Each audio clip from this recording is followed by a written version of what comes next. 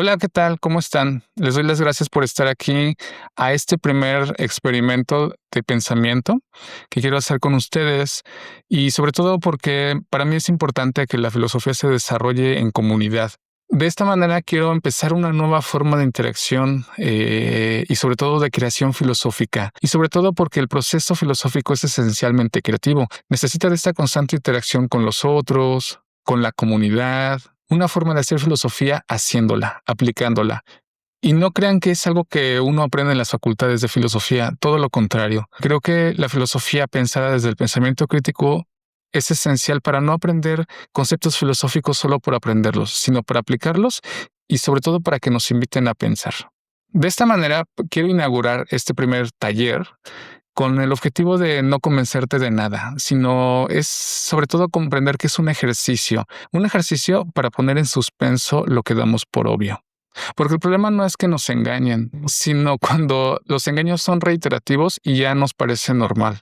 Y entonces llegamos a uno de los pilares que para mí es esencial del inicio del pensamiento filosófico, que es cuando cuestionamos algo muy básico, cuando lo que nos parece natural deja de parecerlo.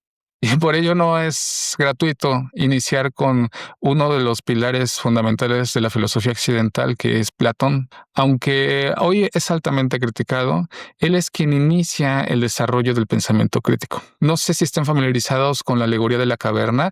En ese sentido, Platón era bastante ilustrativo, ¿no? Y bastante didáctico en sus explicaciones, pero sin ir muy lejos, ¿no? Recordar que la caverna es ese lugar cerrado, ¿no? Es ese lugar en el que nos parece que está arrojado el humano y en el que todo parece una colección de sombras, en el que lo único que vemos es un residuo de lo que es real. Así concebía Platón. Y el objetivo entonces, aquí tanto objetivo ontológico como epistemológico, es salir de esa caverna para ver las cosas tal y como son. Básicamente eso, ¿no? Hay dos esferas, una esfera terrenal, que es representada por la caverna, y una esfera supraterrenal, que está más allá de lo mortal, que podría llamarse topos uranos, y es en el exterior, ¿no? Entonces hay un momento de trascendencia humana. La salida a la caverna se interpreta como un momento de trascendencia. La única forma para conocer lo real tal y como es y de tener contacto con lo que es trascender ese momento terrenal. Sin embargo, hay que entender que Platón, cuando describe la caverna, no lo describe como una prisión violenta, sino pienso que la describe como un sistema estable, porque los prisioneros no se rebelan, no protestan y no sospechan del sistema de cosas en el que están viviendo. Entonces, de alguna manera, la caverna funciona. Funciona. La presuposición de Platón es que la caverna funciona de cierta manera. Nos oculta cosas, pero funciona. En ese sentido, Platón se me hace alguien con un pensamiento rebelde y contestatario, porque la caverna representa lo que es el status quo. La caverna se presupone como que siempre ha estado ahí. No se impone, sino incluso se hereda, se nace en ella, se muere en ella. Y entonces, si ya tenemos un sistema, una estructura que representa el status quo, ¿qué tipo de conocimiento tenemos en ese sistema? Pues las opiniones de la gente y sobre todo las opiniones que son emanadas del poder, de quien tiene el control de todo eso. Todo lo que está estructurado, esas opiniones tienen que ser opiniones que no permitan pensar a los esclavos, a los que están ahí amarrados en la caverna. Si repetimos y repetimos lo mismo que nos han dicho nuestros padres, lo que dicen nuestros abuelos, lo que se ha heredado, y vemos que nuestro status quo no cambia, pues lo único que podemos concluir es que así son las cosas, así nos tocó vivir. Pensamos lo que otros quieren que pensemos, nos configuran nuestro marco de realidad, qué conocemos, qué es lo que nos gusta. Y esto que parece real cambia en el momento en el que alguien empieza a sospechar. Hagamos el ejercicio en este momento. Imaginemos una regla, quizás no escrita, una regla hecha por la costumbre, heredada por la costumbre, y que nos rija en el ámbito de nuestras vidas. Algo que nos inste a pensar, pues esto siempre se ha hecho así, no hay que cambiarlo, funciona. Si ya tienes eso en mente, ahora el siguiente paso es preguntarnos, ¿quién se beneficia de que esto no se cuestione? No es buscar culpables, porque esto se fue generando con el tiempo, sino cómo es que funciona, qué delimita, qué norma. Y de hecho, este ejercicio de pensamiento que hace Platón se parece un poco a la película Matrix, que salió en 1999, y que nos insta a pensar que el engaño de alguna manera funciona, configura.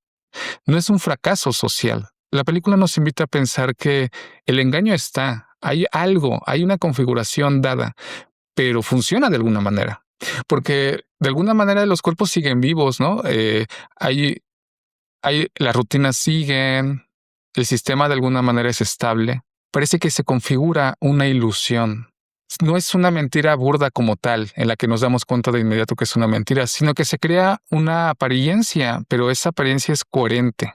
Por lo que aquí muestra, lo que aquí quiere señalar Platón es que la caverna sí muestra algo, pero para ocultar otra cosa. Y nunca oculta del todo porque pues sería sospechoso. Muestra lo necesario para que no miremos en otra dirección. Entonces aquí el punto que nos quiere mostrar Platón es que el verdadero problema no es lo que vemos, sino más bien es lo que dejamos de ver.